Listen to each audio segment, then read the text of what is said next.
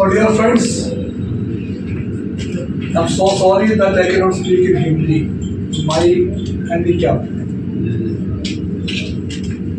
I know that Hindi is a very beautiful language. Kumar Srivastava, vice president all India LIC employees federation. किस ये press conference रखी ये गई है? प्रेस कॉन्फ्रेंस हम लोगों ने इसलिए रखी है कि हमारे सार्वजनिक क्षेत्रों पर भारतीय जीवन बीमा निगम पर जो हमले हो रहे हैं उन हमलों से कैसे हम बचाव करें, उसके लिए बैठक है। हमारा वेतन पुनरीक्षण अगस्त 2022 से लंबित है, उसके लिए है। हमारे डेली वेजर्स जो दैनिक श्रमिक भोगी हैं हमारे, उनका एक्सप्लॉयटेशन, ह्यूज एक्सप्लॉयटेशन है, उनको नियमित कराने के लिए है। साथ ही साथ all India LIC employees federation की बैठक मार्च 2025 में आयोजित होने जा रही है, उसका भी निर्णय लेना था।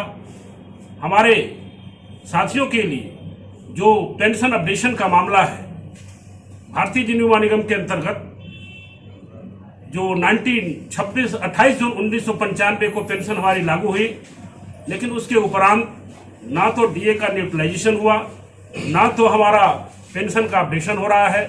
नई नियुक्तियों का मामला है, हर समय हर महीने 4 से 6 लोग एक मंडल में, मतलब कम से कम 1000 लोग हर महीने रिटायर हो रहे हैं। हम चाहते हैं कि अतिशीघ्र हमारे तृतीय एवं चतुर्थ श्रेणी कर्मचारियों की नियुक्ति हो। एलआईसी के फंड का जो इन्वेस्टमेंट है वो बिल्कुल अच्छा है, बेहतरीन है। एलआईसी बेहतरीन काम कर रही है, हमें और बेहतरीन काम करने की आवश्यकता है। और मैं people money for people welfare के लिए एलआईसी का पैसा इन्वेस्ट होता है।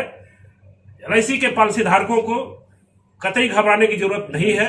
हमारा एक एक बीमा धारक सुरक्षित है, उसका धन सुरक्षित है। और आने वाले समय में मैं समझता हूं इस राष्ट्र के लिए जो people money for people welfare का हमारा स्लोगन है, वो हम आगे ले जाएंगे। चाहे रेलवे का मामला हो, चाहे रोडवेज का मामला हो, ट्रांसपोर्टेशन का मामला हो, इरिगेशन का मामला हो, बंदरगाह का मामला हो, एयरपोर्ट का मामला, सारी चीजों के लिए एलआईसी इन्वेस्टमेंट कर रही है और आगे भी इन्वेस्ट करके इस देश के लोगों को और सुरक्षित और बेहतरीन जीवन प्रदान करने की कोशिश करेगी। मैं समझता हूं कि हमारे राष्ट्रीय महासचिव कॉमरेड राजेश कुमार जी उपस्थित हैं, आप उनसे भी उनका स्टेटमेंट रिकॉर्ड करें प्लीज। सर अपना नाम बता दें। मेरा नाम राजेश कुमार, मैं महासचिव all India LIC employees federation. Rajesh ji क्या कहना चाहेंगे प्रेस वार्ता है, किन किन बिंदुओं पे बात हुई है?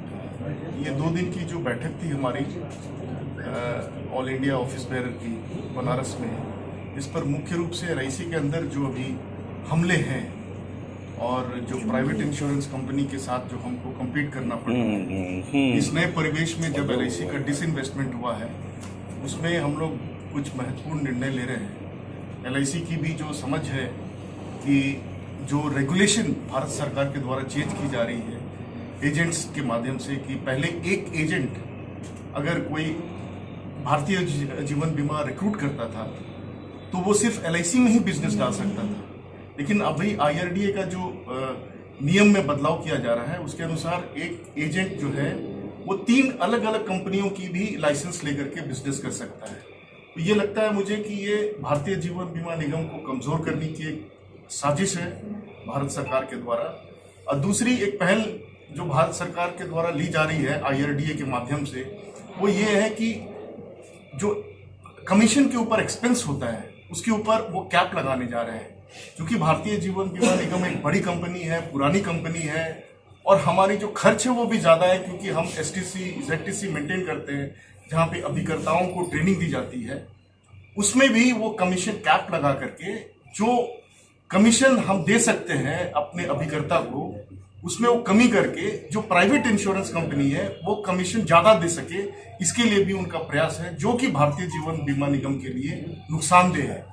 इन्हीं सब बिंदुओं के ऊपर हम लोग चर्चा करके और आगे कैसे अपने निगम को मजबूत करें और साथ ही साथ कर्मचारियों को भी सुरक्षा हम कैसे दे पाए, इसी को लेकर के